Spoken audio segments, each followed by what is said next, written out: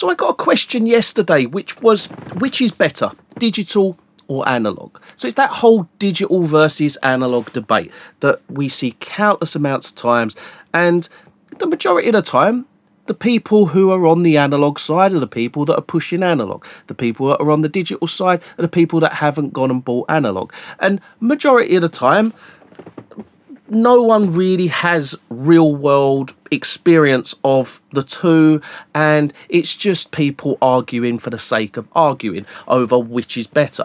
It's like the whole door argument. Which door's better? They're all technically the same.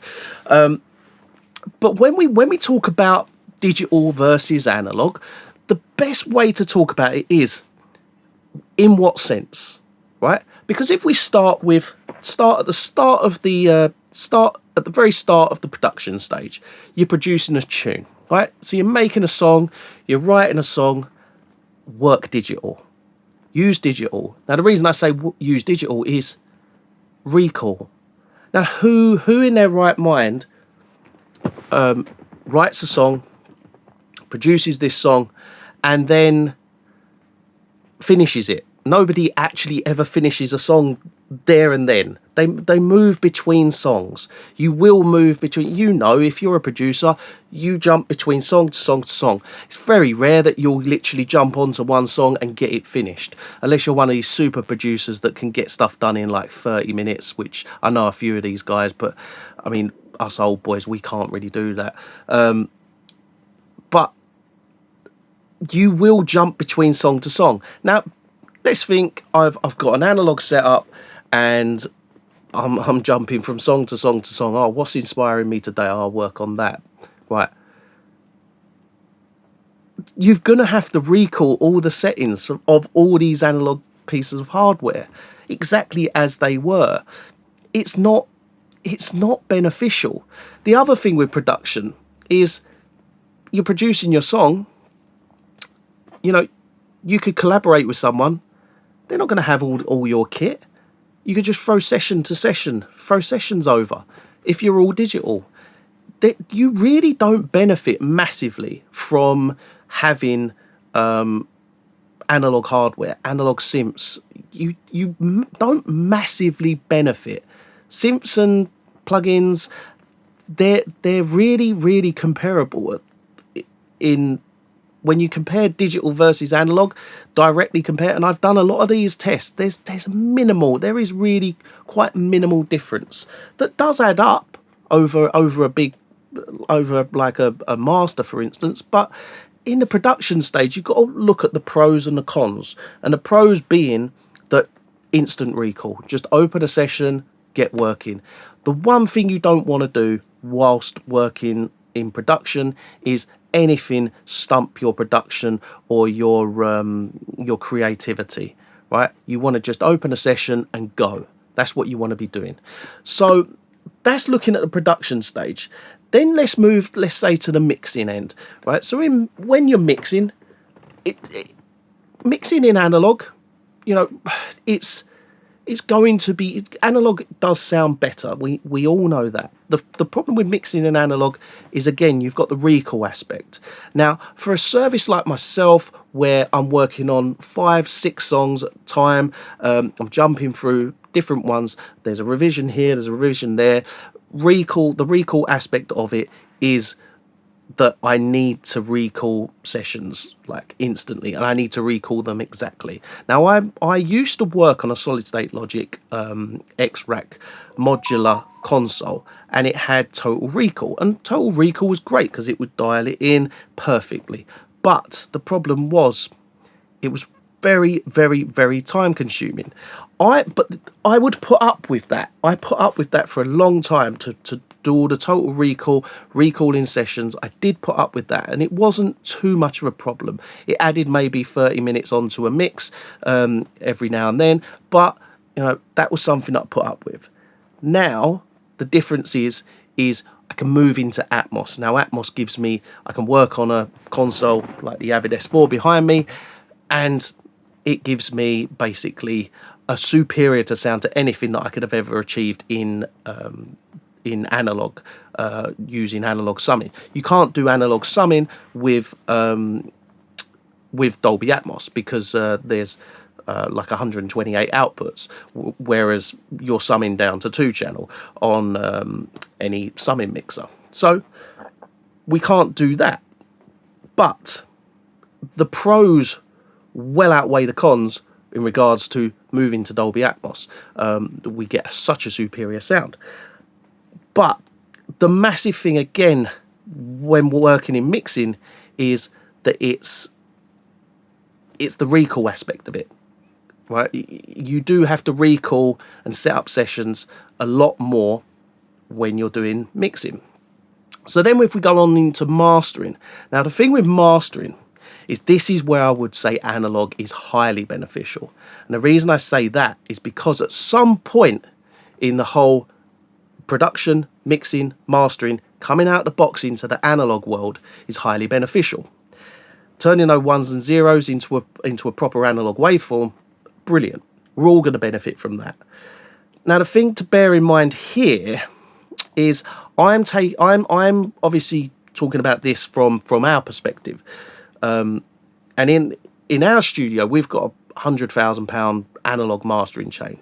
So that's obviously going to sound incredible in comparison to someone else's £10,000 mastering chain. So a £10,000 mastering chain, yeah, cool. It could be, 10% different when it comes to comparing a digital master to an analog master. But the analog master, what we deliver is, for us, it's night and day. I mean, I can do a master in here on this as a digital master, and then Nick could do a master in the analog studio, and it is worlds apart. And that's not through anything other than the tools we're using. Nick could come into here, try and recreate that exact same master and never really achieve it. That is purely because of the uniqueness of that mastering chain that we have in there.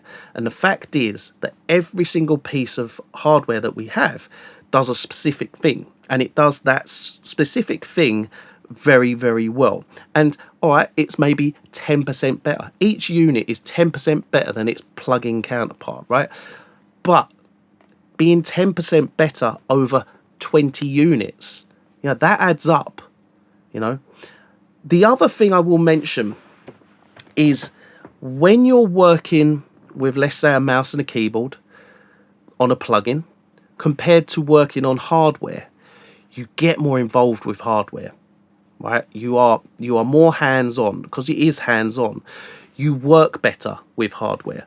What happens when you work with hardware is if you say analog versus digital, what can happen with analog is you can achieve your desired sound almost straight away. You can dial in your desired sound. You fly around, you can feel it, you can feel the resistance, you can feel everything you need to feel on that piece of hardware.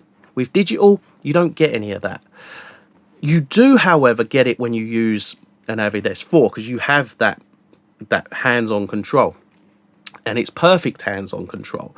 So that's why we use that, is because when we are working in the box, what we're able to do is still use the plugins like their hardware.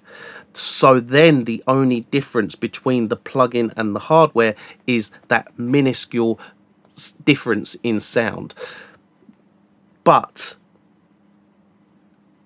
what it is with the hands-on control of plugins or hands-on control of hardware is it's how quick you can get to that end result. With a mouse and a keyboard, I know it would take me 10 times longer to EQ a sound than it would with a controller or a piece of hardware. And that is pretty much fact. And I know that because I physically can't. Now, I now personally myself, I cannot work on mouse and keyboard. I've been to other people's studios and they haven't got controllers, and I've sat there with mouse and keyboard, and it's lackluster, and it's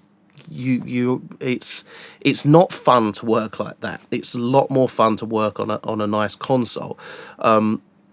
Now, the analog versus digital debate is something that everybody talks about, everybody loves to have an opinion on, and when someone asks me, I say in what context? I say, what we talking about. In production, I say stay in the box, right?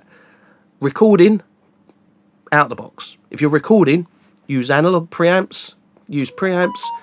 You know, you can go into an EQ compressor going in.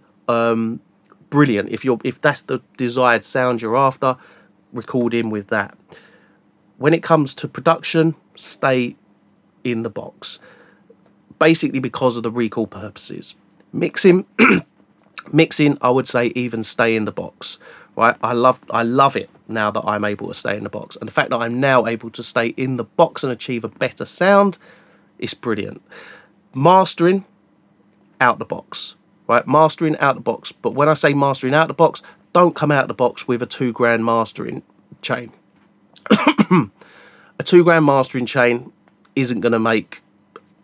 It's going to make minimal difference, if any. It's really not going to make much difference at all.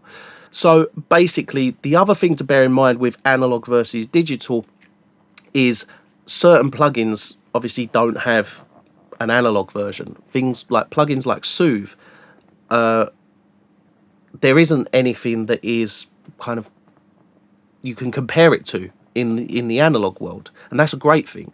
That makes that plugin particularly good, and that plugin can't be compared to anything in the analog world, which makes digital better in that sense. So there are certain things that are far better in the digital world. Now, when it comes to mastering as well, it's not just about analog.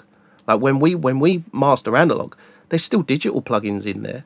You know, it's hybrid. It's not just analog, because it's not just a case of what's better. I'm only using analog. I'm only using digital.